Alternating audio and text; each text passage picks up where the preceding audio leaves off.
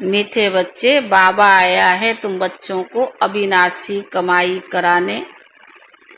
अभी तुम ज्ञान रत्नों की जितनी कमाई करने चाहो उतना कर सकते। प्रश्न है, आसुरी संस्कारों को बदलकर देवी संस्कार बनाने के लिए कौन सा विशेष पुरुषार्थ चाहिए? उत्तर है, संस्कारों को बदलने के लिए जितना हो सके देही अभिमानी रहने का अभ्यास करो। देह अभिमान में आने से ही आसुरी संस्कार बनते हैं। देह अभिमान में आने से ही आसुरी संस्कार बनते हैं। बाप आसुरी संस्कारों को देवी संस्कार बनाने के लिए आए। पुरुषार्थ करो, पहले मैं देही आत्मा हूँ, पीछे ये शरीर है। गीत है, तूने रात गवाई सो के, दिन गवाया खा के। ओम शांति। यह गीत बच्चों ने बहुत बारी सुना होगा। रूहानी बच्चों प्रति रूहानी बाप सावधानी देते रहते, यह समय खाने सोने का नहीं, यह समय बहुत भारी कमाई करने का है। 5000 वर्ष के लिए सिर्फ एक ही जन्म में इतना कमाना है तो 5000 वर्ष उसको खाएंगे। कमाई कराने के लिए ही तो बाबा आया हुआ है ना। कमाई भी अथाह है, जिसको जितनी कमाई करनी है अपनी कर सकते हो। यह है अविनाशी ज्ञान रत्नों से झोली भरने की कमाई। यह भविष्य के लिए है। ये जो हम कमाई कर रहे हैं भविष्य के लिए है। वह है भक्ति और यह है ज्ञान। मनुष्य यह नहीं जानते कि भक्ति तब शुरू होती है जब रावण राज्य शुरू होता है, फिर ज्ञान तब शुरू होता है जब बाप आकर राम राज्य स्थापन करते हैं। ज्ञान है ही नई दुनिया के लिए, भक्ति है ही पुरानी दुनिया के लिए। अब बाप कहते पहले पहले अपने को देही यानी आत्मा समझना है। तुम बच्चों की बुद्धि में रहे हम पहले आत्मा है, पीछे शरीर है। परंतु ड्रामा प्लान अनुसार मनुष्य सब रॉन्ग हो गए हैं, इसीलिए उल्टा समझ लिया है कि पहले हम देह है फिर बाद में देही है। बाबा कहते यह विनाशी है। बाबा ने कहा इसको तुम लेते और छोड़ते हो, अपने को देही यानी आत्मा समझना है। तुम बच्चों की बुद्धि में है हम पहले आत्मा है, पीछे शरीर है। परंतु ड्रामा प्लान अनुसार मनुष्य सब रॉन्ग हो गए हैं, इसीलिए उल्टा समझ लिया है। तो बाबा ने कहा पहले हम देह फिर देही। बाप कहते ये विनाशी है, इसको तुम लेते हो और छोड़ते हो। संस्कार तो आत्मा में रहते हैं। देह अभिमान में आने से संस्कार आसुरी बन जाते हैं। तो बाबा ने कहा फिर आसुरी संस्कार को देवी संस्कार बनाने के लिए बाप को आना पड़ता है। यह शरीर रचना उस एक रचता बाप की ही है।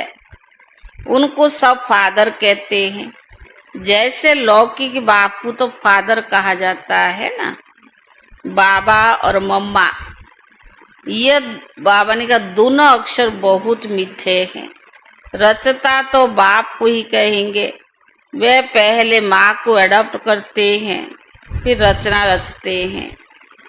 मनुष्य बेहद का बाप, बाबा ने कहा बेहद का बाप भी कहते मैं आकर इनमें प्रवेश करता हूँ फिर इनका नाम वाला है।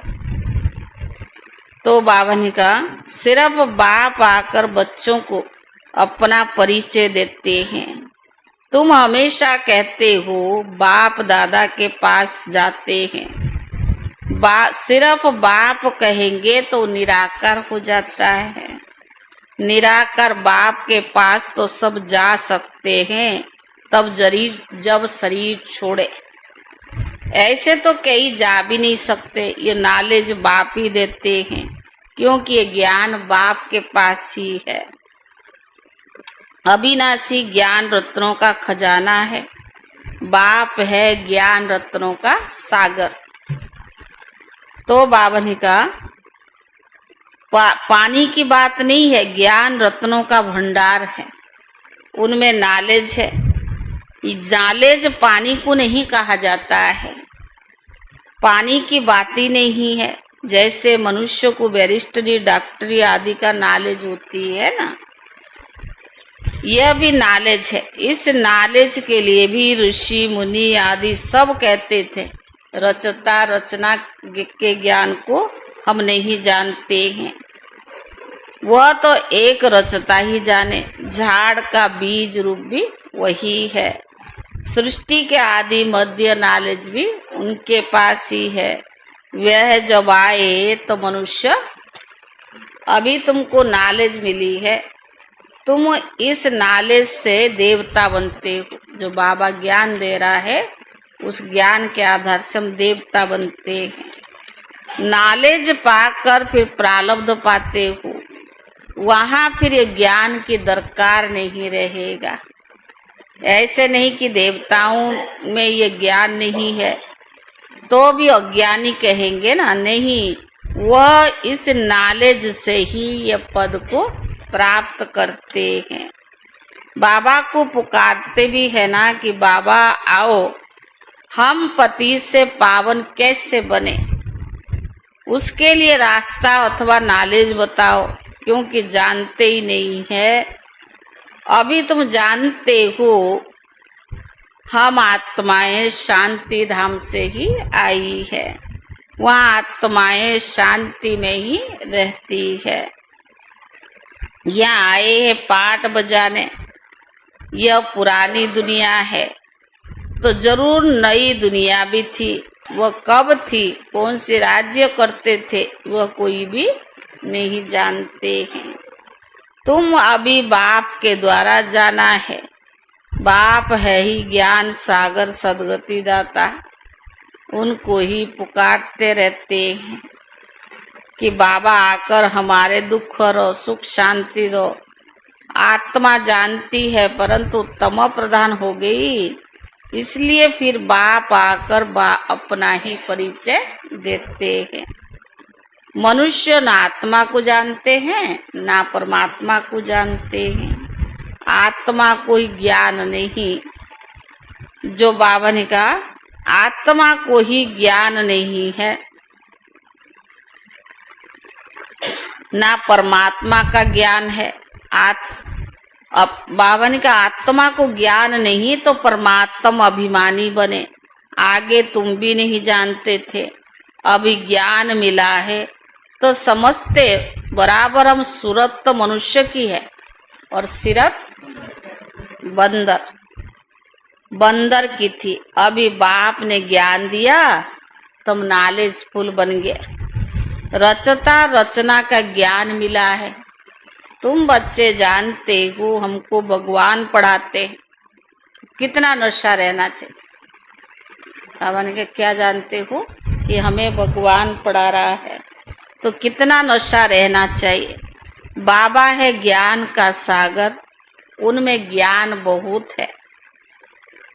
तो बाबा ने कहा बेहद का ज्ञान है ना, तुम किसके पास भी जाओ, सृष्टि के आदि मध्य अंत का ज्ञान है क्या, परंतु हम आत्मा क्या चीज है वह भी नहीं जानते। तो बाबा ने कहा बाबा को याद भी करते हैं, दुख करता सुख करता, फिर भी ईश्वर को सर्वव्यापी कह देते। एक तरफ कहते दुख करता सुख करता, दूसरी तरफ क्या कहते परमात्मा सर्वव्यापी। बाप कहते ड्रामा अनुसार उन्हों का भी कोई दोष नहीं है, माया ही बिल्कुल तुच्छ बुद्धि बना देती है। कौड़ी को फिर गंध में ही सुख, कीड़े को ही फिर गंध में सुख भासता है ना। बाप आते हैं गंध से निकालने के लिए। मनुष्य दल दल में फंसे हुए हैं, ज्ञान का पता नहीं है तो क्या करे, दुबन में फंसे पड़े हैं। फिर उनको निकालना भी मुश्किल हो जाता है।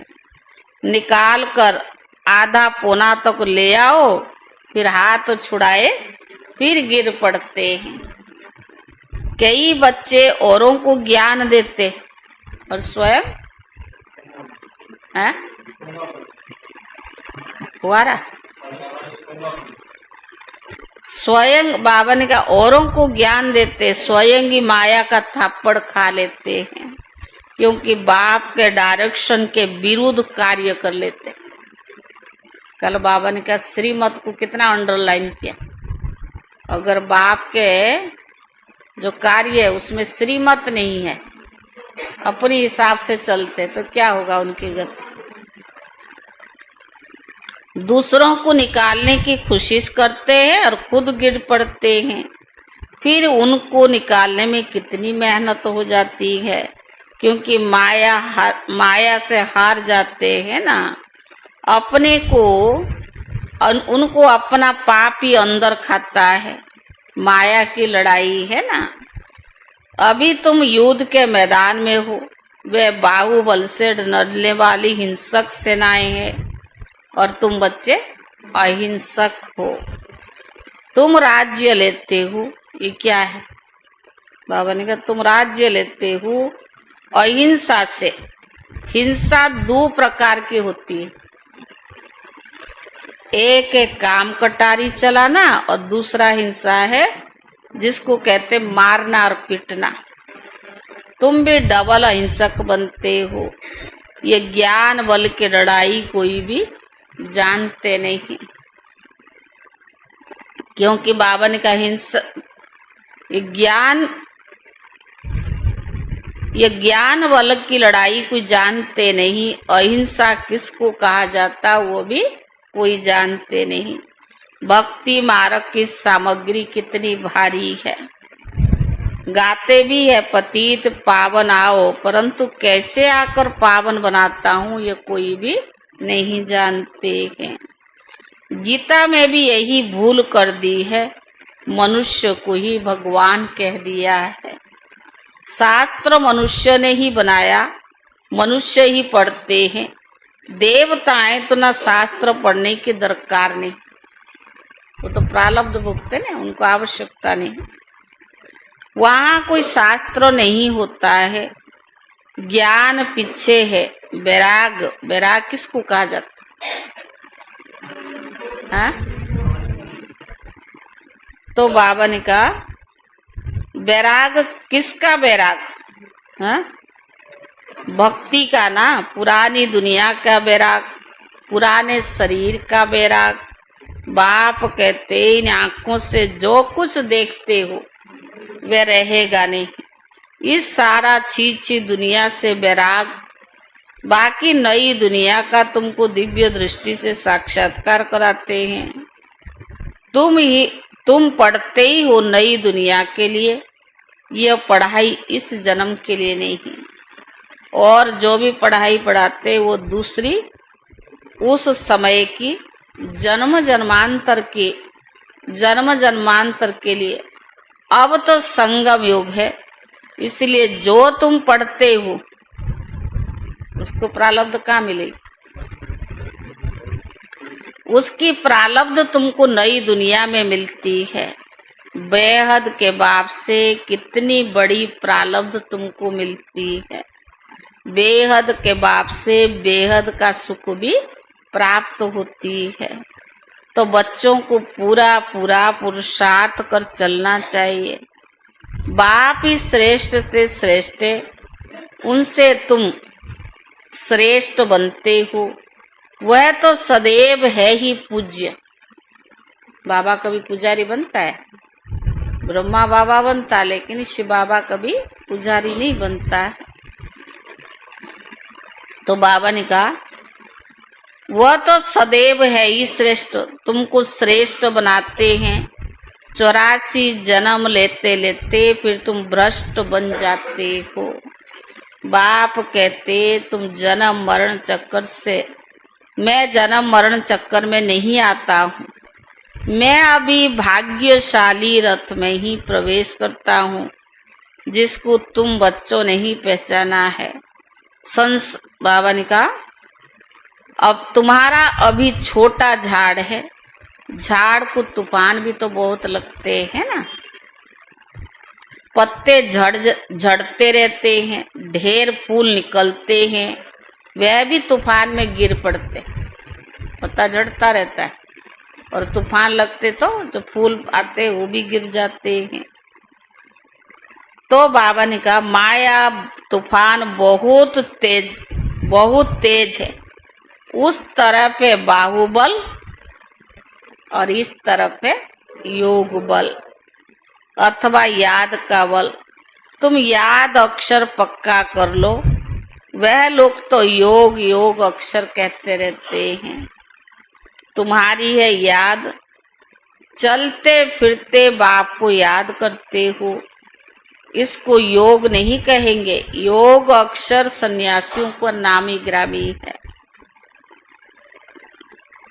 अनेक प्रकार के योग सिखाते बाबा, कितना सहज करके बतलाते। उठते बैठते चलते फिरते बाप को याद करो। तुम आधा कल्प के आशिक हो। तो बाबा ने कहा तुम आधा कल्प के आशिक हो, मुझे याद करते आए हो। अब मैं आया हूँ, तुम कोई भी आत्मा जानते नहीं, इसलिए बाप आकर उन्हें रियलाइज कराते।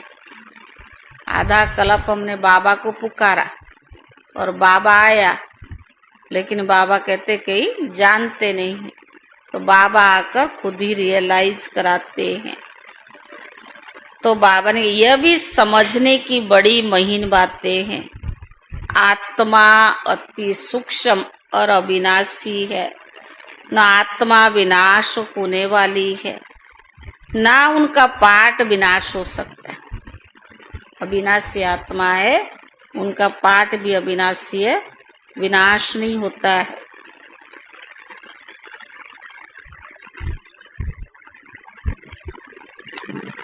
तो बाबा ने कहा यह बातें मोटी बुद्धि वाले मुश्किल ही समझ सकते हैं, शास्त्र में भी यह बातें है नहीं। तुम बच्चों को बाप को याद करने की बहुत मेहनत करनी पड़ती है। ज्ञान तो बहुत सहज है, बाकी विनाश काले प्रीत बुद्धि और विनाश काले विपरीत बुद्धि, ये याद के लिए ही कहा जाता है, क्योंकि याद में ही तो विघ्न पड़ते ना। विनाश काले प्रीत बुद्धि और विनाश काले विपरीत बुद्धि, ये याद के लिए ही कहा जाता है। याद अच्छी है तो क्या कहेंगे, हा? प्रीत बुद्धि कहा जाता है। प्रीत भी अभिविचारी चाहिए, एक बाप के सिवाय और कोई याद न आए। अपने से पूछना चाहिए हम बाबा को कितना याद करते। Question mark. बाबा ने कहा अपने आप से पूछो हम बाबा को कितना याद करते हैं। यह भी समझते हैं बाबा से प्रीत रखते रखते जब कर्मातीत अवस्था होगी तब यह शरीर छूटेगा, फिर लड़ाई लगेगी। कब लड़ाई होगी? बाबा से प्रीत रखते रखते जब आत्मा कर्मातीत अवस्था को पहुंचेगी तब लड़ाई भी लगेगी और शरीर भी छूटेगा। जितना बाप से प्रीत होगी उतना तमो प्रधान से सतो प्रधान बन जाएंगे। इम्तिहान तो एक ही समय होगा ना, जब पूरा समय आता है, सबकी प्रीत बुद्धि हो जाती है, उस समय फिर विनाश भी होता है। तब तक झगड़े आदि लगते रहते, रिहर्सल तो चलता रहेगा ना। तो बाबा ने कहा विलायत वाले भी समझते हैं अभी मौत सामने है। कोई प्रेरक है जो हमसे बम्स बनवाते हैं, परंतु कर भी क्या सकते हैं, ड्रामा में नूंद है। अपनी ही साइंस बल से अपनी कुल का मौत लाते हैं। बच्चे कहते पति दुनिया से ले जाओ। अरे शरीर को थोड़ी ले जाएंगे, शरीर तो यही रहेगा ना। बाबा तो कालों का काल है ना, ये बातें कोई नहीं जानते हैं। गाया भी हुआ है मरुआ मौत मलों का शिकार। वह कहते विनाश बंद हो जाए, शांति हो जाए। अरे विनाश बिगर सुख शांति स्थापन होगी क्या? इसीलिए चक्कर पर जरूर समझाओ। अभी स्वर्ग के गेट खुल रही है। बाबा ने कहा इस पर एक पुस्तक छपाओ, गेट वे टू शांति धाम और सुख धाम। इनका अर्थ कोई भी नहीं समझेंगे, है बहुत सहज, परंतु कोटों में कोई मुश्किल समझते हैं। तुमको प्रदर्शनी आदि में कभी दिल शिकस्त नहीं होना चाहिए। अरे प्रजा तो बनानी है ना। मंजिल बड़ी है, मेहनत लगती है। मेहनत है किसमें? है मंजिल बड़ी है, मेहनत लगती है। मेहनत याद की यात्रा में, उसमें बहुत फेल हो जाते हैं। याद भी अव्यभिचारी चाहिए। बाबा ने कहा याद भी कैसे, सबको थोड़ा याद हो। तो बाबा ने कहा एक बाप के सिवा माया घड़ी घड़ी बुला देती है, मेहनत बिगर थोड़ी होगी। कोई विश्व के मालिक बन ही नहीं सकते बिगर मेहनत, तो विश्व की मालिक बन नहीं सकते। पूरा पुरुषार्थ करना चाहिए। हम शांति धाम के मालिक थे, अनेक बार चक्कर लगाया।